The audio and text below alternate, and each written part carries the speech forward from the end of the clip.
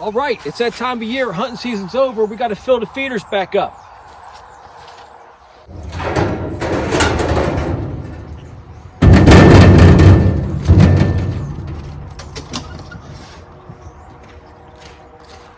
I always clean them out in the front before I fill them up.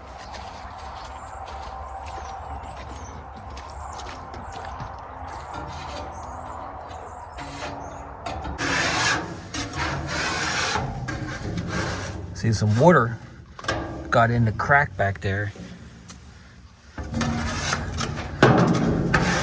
Or just a storm.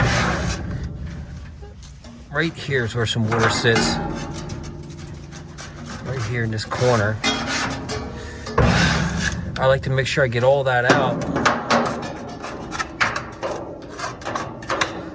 Now, we had some pretty bad rain, so it might have been coming in from an angle, just got in here. This is pretty much the worst I've seen it. That much moisture in here. You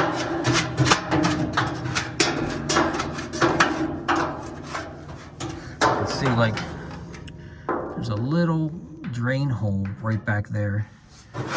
And you can see from the deer standing around the sides of this, it was level, but they lean on it and they make it unlevel. I'm gonna have to pour like a cement pad for these things, because if it was set up right, it would probably drain right away.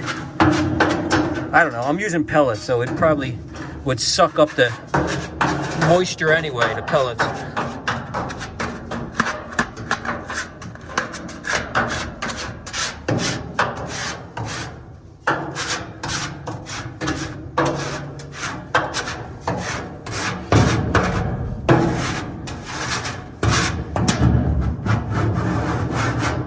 See how it gets like this layer on there?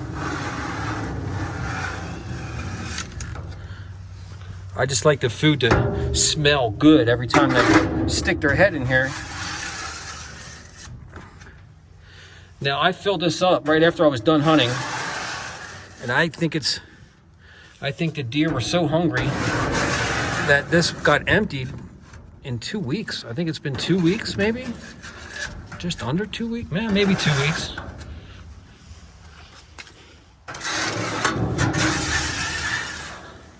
Yeah.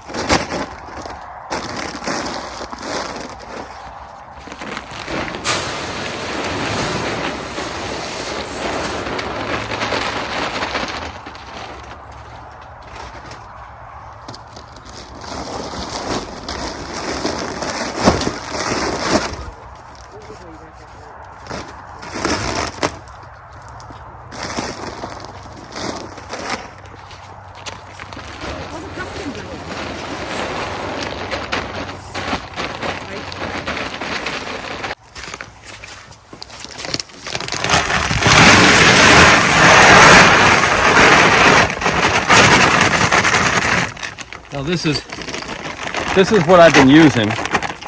Sportsman 20 record rack pellets, 20% protein, and it is expensive.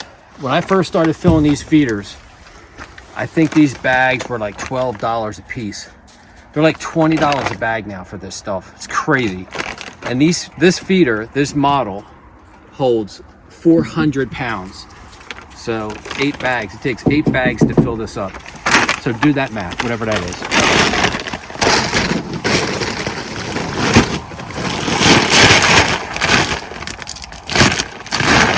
So I got, guys, some comments on YouTube.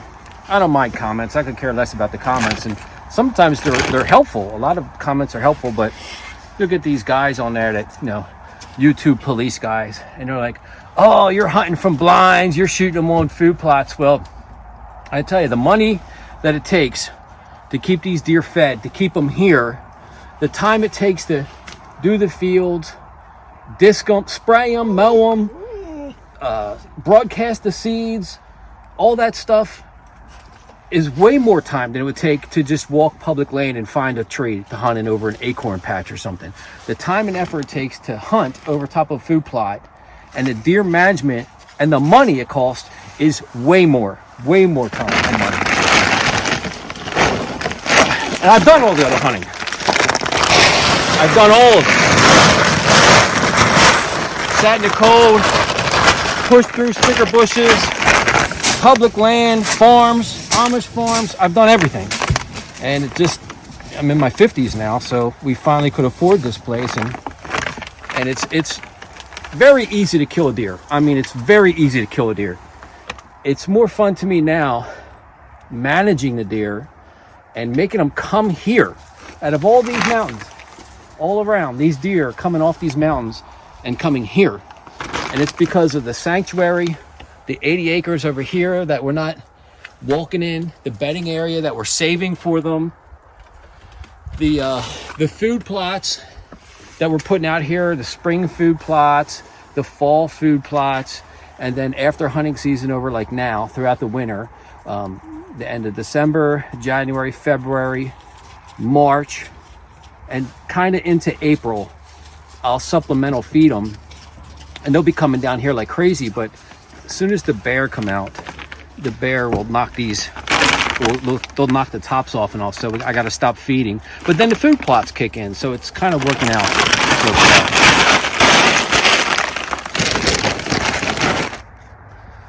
Okay, that one's full, way full. Like it's like leaning out full on that one.